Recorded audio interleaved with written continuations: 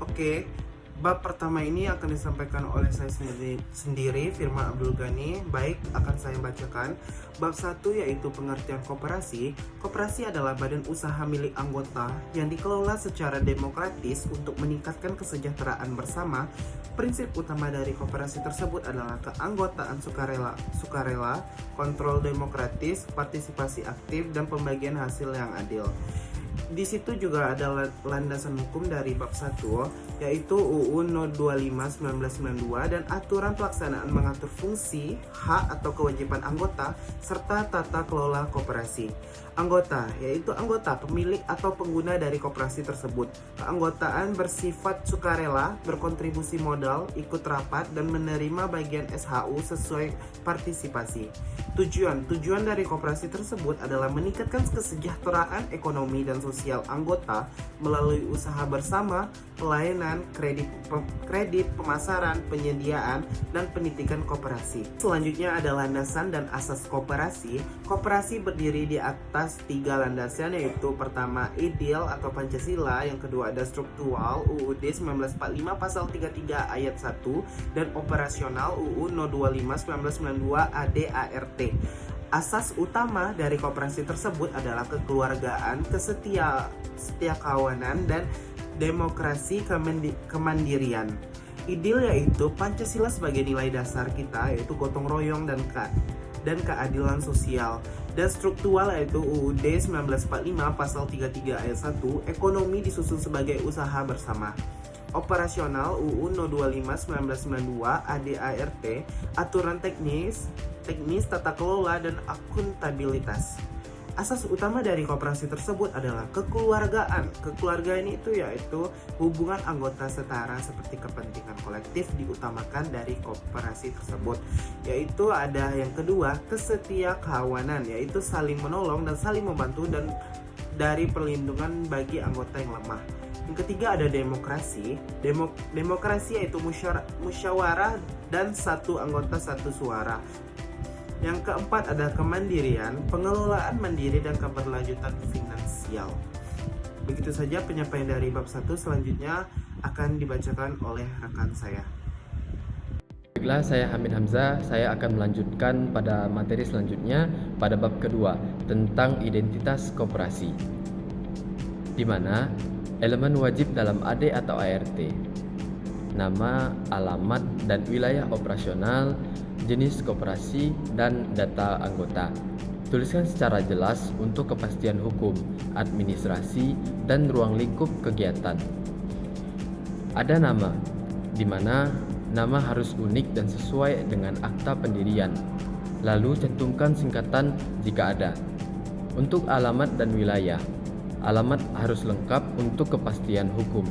Tentukan cakupan operasionalnya, baik itu desa, kabupaten, ataupun provinsi. Lalu jenis koperasi, di mana jenis koperasi secara spesifik ada simpan pinjam, konsumsi, produksi, jasa, dan lain-lain. Jenis dari koperasi ini sangat memengaruhi perizinan dan tata kelolanya. Lalu ada tata cara pendirian koperasi.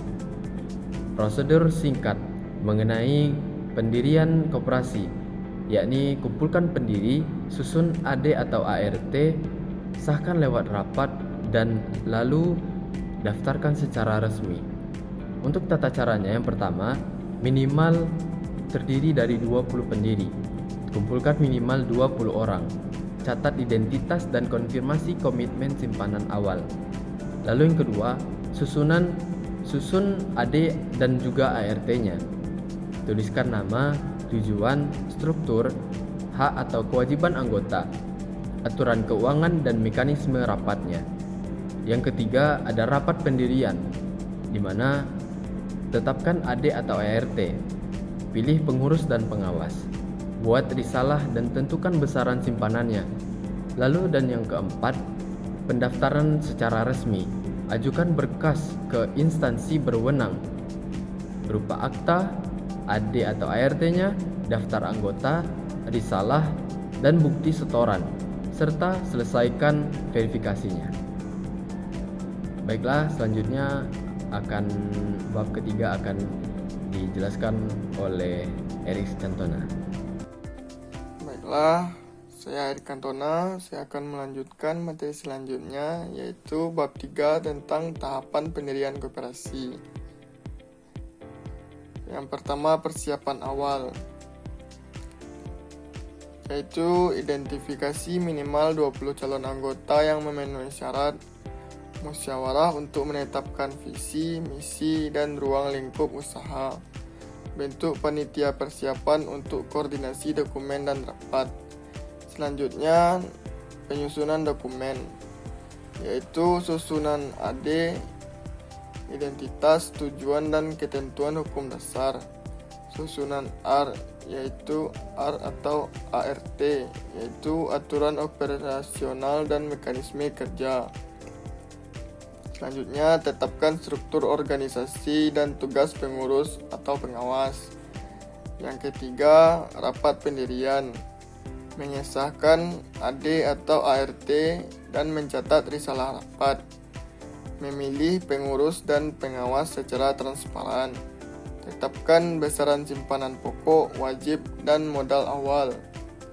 Yang keempat, pendaftaran resmi, ajukan berkas lengkap ke Dinas Koperasi atau UMKM setempat, siapkan verifikasi dokumen dan lengkapi jika diminta.